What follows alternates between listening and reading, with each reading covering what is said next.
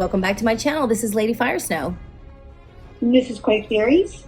And this is Ice Queen. So we just finished watching episode 7 of The House of Dragons.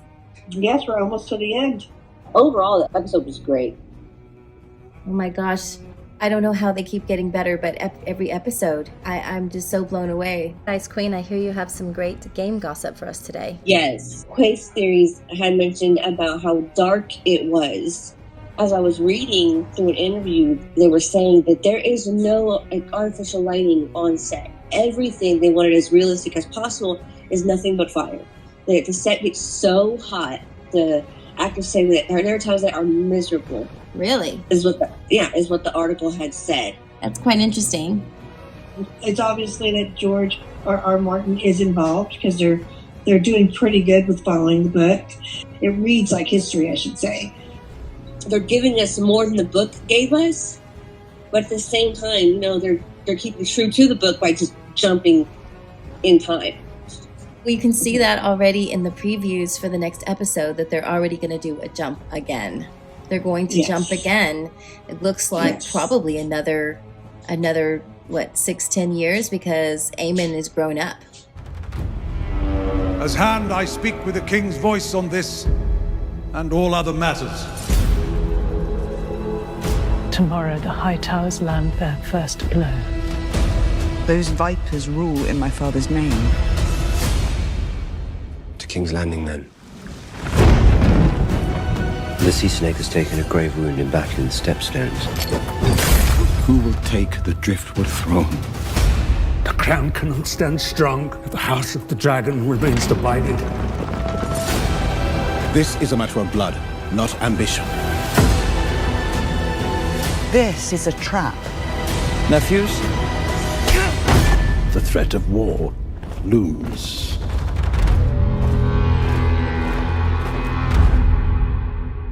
So it starts with the funeral of Lyanna. Everybody feels very estranged. I've got some fun facts for that. The writer of the show was talking about how they filmed this scene first because the actors didn't all know each other very well. So that allowed them to all feel a little awkward, the way you would feel at a function like this in a normal life experience. Family funeral, yeah. Mm-hmm. It was so realistic and normal of a dysfunctional family funeral. It right?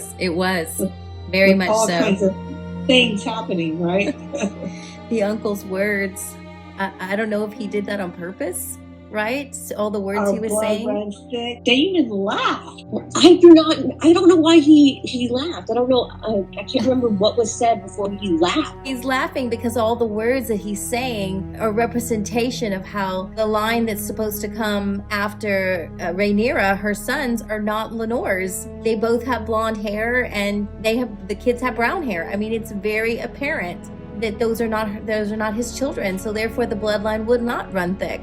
And so everything he's saying is almost like a complete contradiction. It's a joke, exactly. Right. Which is why he can't help himself.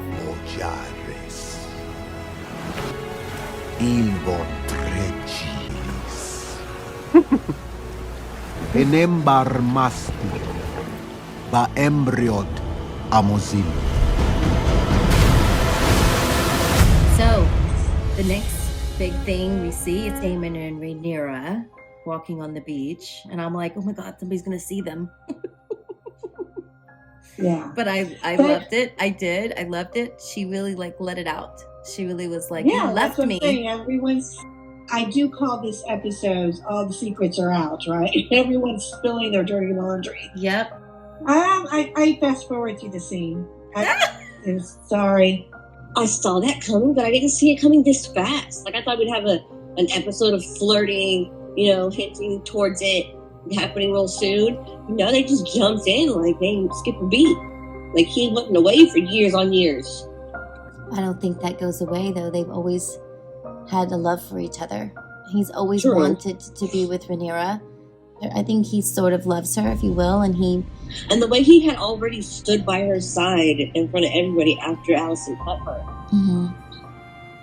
And he wants the throne, and he knows that's the way to solidify it, to put the two of them together. I mean, that's what history does, He's been saying it. That's what she said, right? Yep. Let's make us strong. Let's do what Aegon the Conqueror did. They both are like that. So did you like the love scene? I did. It was more like a love scene you would see in any kind of movie, you know? Mm-hmm. I felt like she was smiling like, I finally got him. Yeah. Like, this is going to be good for me. I finally got I him. agree. Because I think she's always wanted him. Like she said to him, right? She was like, Mm-hmm. You left me. You could have taken me. You could have changed my life. You didn't. And so I think this episode, it really gave us the taste of what Aegon's going to be like and what Amos is going to be like. And I got to see their personalities a little bit more. yes, like together in the story and going on with everybody and start this ugly thing that's about to happen. Yeah, who's going to play a big part in this series or for the next couple episodes, who's not, who has a stronger personality. It's time that you came home. Brother. Kind of like how brave Aemon was. How seeing he's very serious and he's very brave. Right? Stealing the dragon. You notice he was listening to Vhagar's song. Strategically planning. Did you notice she was like, like she was smelling him and she was like, okay, you're Targaryen, I guess. I don't know what you want. And I'm going back to sleep. I'm too old for all this drama. I'm going back to sleep. Right. And then when he goes to get on her, she's like, what are you doing? He showed no fear. And I think that was the big part of it. I think he was just like, I think so too. Very determined and climbed up on that dragon and said, let's go. And she took him for a ride. That's like really the best part of all the dragon pieces they show is the mentality of how it really would be to ride a dragon. Right. You just don't sit there and you're like, wee, like it's a Disney ride. No. I like the way they CGI'd that in. I thought that was awesome. It was. I liked how they showed that she was really kind of in charge in the beginning of the flight. Being like, let's see if you can hang on kind of attitude. And once he got on there and got control, then he started commanding her and then she complied. And so I think that was a big part of it. Kind of like, if you can hang on, buddy, then I'll let you be my rider, And he did. I like that whole scene. I did too. I was like, woohoo! I was like, they bully this kid so much. If he gets this dragon, that would be freaking awesome. That would show him. Him. It's me. Vhagar is my mother's dragon. Vhagar has a new rider now. And then his attitude afterwards had me like, oh, you don't deserve that fucking dragon. Right. I do like what they did to his character. I like that, what they said in the commentaries, that he found his big confidence. He's right. He, if you wanted the dragon, you should have got her and claimed her. Yeah. Oh, when he hit Baela, I was like, oh, someone. And then whenever he got his eyes slashed, I was like, yes, good. You see a lot of wrong and right through all of this with the family, with the kids, and the fighting. It was bound to happen, right? They've been watching their parents have this turmoil. It's unspoken, but it's there. What comes from they're going them? to mock their parents. Of course. I liked how they showed their technique of them learning how to fight. Even the girls setting you up for their bravery and what roles they're going to take when they get a little older. He attacked me! He attacked Enough. me! Silence! So, what did you think about the Queen's defiance? I love the Queen's defiance. I mean, that's what we were getting to, right? She became Mama Bear. It's her kids. Where's the fine line? What's it going to take for her to get to this character? And of course, it's going to be her kids. Every mom would do that, no matter what. I'm actually kind of glad that everyone saw how Alicent is, like her true colors. Whenever they had asked Aemon, where did you hear these things? And he looked at his mom. I was like, just say it. At first, I thought he did say his mom, but he didn't. He just looked at her. But then he said Aegon. Aegon knew better than to rat out his mom. We know, Father. Everyone knows. I thought she was bold. She was. I do too. like the way she spoke to the king, and I was like, I kept thinking, they're gonna definitely kill her for this, or they're gonna banish her for this. Like, there's like, whenever she had demanded Kristen to take the eye, and she said, "You're loyal to me," and he was like, "As your protector." Like, bitch, don't get me involved in this shit. Right? It's just a father being a father. He's doing everything he can to protect his daughter. Mm-hmm. Well, but obviously he's being undermined in every which way because of his illness. Your Grace. Alicent, stay with the king! Hold your ground!